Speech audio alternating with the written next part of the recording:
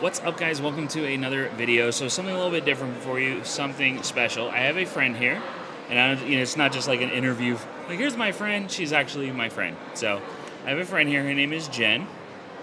Jen has autism. Yes. Jen is a YouTuber. Yes. Jen is a musician.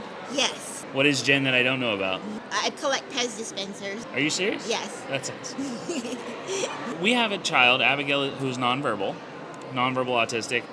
There are things that she can't tell us. So I'm always interested in talking to other people on the autism spectrum and just watching how they cope with things. We're here at Playlist Live right now, as you can see by the neat little logos behind us. And it is sensory hell. I mean, there's a lot going on, right? For anybody. So, I kind of like pay attention to you and how you manage and cope things and try to see like what could be affecting you and then apply that to help out my daughter, because she can't tell me, Dad, this is tough to deal with. So you've been a big help to me there. Thanks. So what are some of the challenges that you face?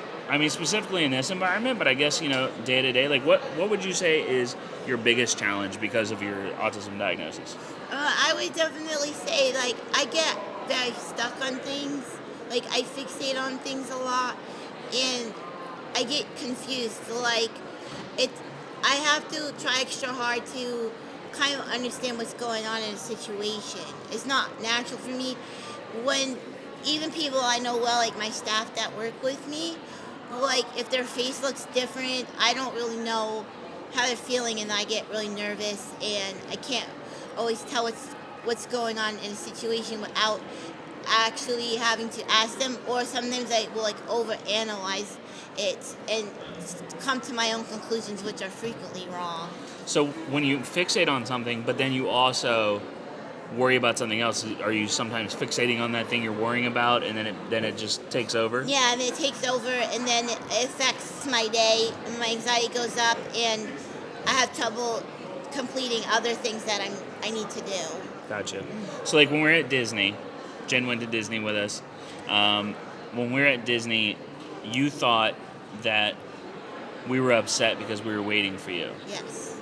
So, and I'm just trying to understand it. So did you start to fixate on that thought? Yes. Gotcha. Okay. And it wasn't on camera because I don't usually film like in the moment of my most worst, but it was bad. I couldn't like even think or hardly talk, and Right. I was just like walking in circles, and then Lindsay had to talk to me for a while before I could even leave that spot. Like I froze. You talking about not being on camera for your worst. That's actually something that I learned from you quite a bit. Just hearing you talk about it, I was like, you know what? It could be educational for people to understand sometimes, to see those meltdowns and those hard times that we all face, especially when like sensory processing disorder and when you get fixated on something and that just takes over your world, when that becomes such a big thing. But I don't think anybody wants to be shown at their worst. Nobody. So, and that's why we have, our videos have changed in that aspect of what we share, because we can talk about it just as well as we can show it. It's okay to talk about it and to share those things that you have challenges with. Yeah, after the fact, I usually wait, and then I do like to do it sooner. I don't like to wait days unless it's, that I can't help it, but Right. I like to still have those feelings, but in a controlled way, and not be like the sensationalizing of it. So how do you overcome those toughest challenges? Well, I learned a lot through the years. Like the last 3 years, I've changed a lot. I am not quite sure everything that has to do with it, but I think it's a couple of things. I think my staff have been understanding me, and they help me a lot with those, because I can talk to them, and they already know ahead of time. They'll know, like, oh, Jen's gonna be upset about this, and because I'm patterned, like. You'll know my pattern. Right. And I also have friends that aren't staff, but like actual friends. And sometimes I'll text them. Like if it's not something I want to share with the staff, I'll text them and they'll talk to me as a friend. Mm-hmm. And also I deal with things by experience. So the older and older I got, every time something would happen because I misunderstood, I'd be like, okay, next time I need to ask the person instead of assuming or thinking I know, because Right. I can't trust my ability to understand the situation. So now when you say staff, you have staff, Yes. people that are, They work with me. it's their job to work with you. Yes. Yeah. And so they assist you in just day to day, like wherever your needs are, right? Yeah. Like I'm able to do on my own, like, shower and my laundry and all that stuff. Like I don't like it, but I know how to do it. Nobody does. Yeah. Sometimes I do need, like, sometimes I will, like be so focused on something, like I haven't taken a shower, and they'll be like, Jen, did you take a shower yet? It's like 10 o'clock. And I'm like, oh shoot. Stuff Yeah. like that. Even eating, I'll forget sometimes, and they'll remind me. But mostly it'll help me with not physical things, but all those things that come up in the day. Yeah. And also, I don't do good when I'm alone too much, because I would get lost in my own little head, and I kind of go off to a different place, and it's not, I still get kind of like very, very fixated. Right. So when people are around me, it kind of jolts me out a lot. Makes sense. Yeah. So you are a YouTuber. Yes. You like to create. You're a creative. You like to make music. You like, how'd you get into that? Why do you like to create so much? What does that do for you? I've always been creative. Even when I was little, I used to make the most elaborate birthday cards. Literally had like Matchbox cards that you would drive on the card. Oh, I just always liked to make things with Legos, and so I kind of loved that when I was a kid. And then the middle of my life was, I was locked away in a lot of places, and I lost all of it. I was over-medicated. I was locked away. I lost all of my creativity. And then when I was finally free, I started to slowly gain it back. And so now I'm just like, and nobody gonna stop me from creating things now. That's awesome. Do you find it scary, basically, to put yourself out there? Because, the internet is a big scary, but were you scared at first? Like, are you still scared? Is this something that's reoccurring? Yeah, at first I wasn't too scared. I didn't think anybody would really pay attention. So I was like, well, no one's really going to watch this. But then I started getting nervous when someone might say something mean, because I'm very sensitive. Right. And I think it's okay to be sensitive, but it does make it harder to be on the internet. But yes, I do worry about it, especially as things grow. I'm not so scared to put myself out there, but I'm just scared of some people saying mean things. Right. Most people say, "Oh, ignore the haters," or I don't pay attention to that, but I really do. Like, it hurts. Yeah, it does. Yeah. Have you been bullied? Yes. Like, childhood, adulthood, all throughout? Childhood for sure by other kids. My adulthood by like staff and people that were choosing to be mean to me. So yes, I've been bullied. It's one of those things that we talk about, like we've never faced bullying with Abigail. We've had a few situations where somebody walking by laughed at a sound that she made or something like that, but no direct bullying. We always talk about how autism may be different for you than it is for her, but it's not different. It's not more. It's not harder for her to cope with, or easier for you to cope with, or vice versa. It's just different. We all face different challenges, and that's one thing that she really doesn't have to face is bullying. Yeah.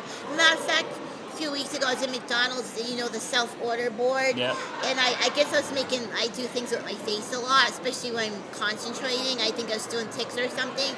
And these girls could see me across, they were facing me doing their board, and they were laughing, and they were looking and then laughing. And I was proud of myself, because in the old days I would have cried and ran away or banged my head. But this time I just looked around the thing and I said, "What's so funny?" And they actually got scared and embarrassed. And they were like, "Oh, we were laughing at that." Just tried to make something up. And I was happy I stood up for myself. You find oftentimes that bullies are cowards. They really were. are. Yeah. So if you had one word of advice, maybe two words, the floor is open, but if you had one word of advice for special needs individuals, autistic individuals that want to feel more confident. You're obviously a pretty confident person. You have to be to put yourself out there on the internet.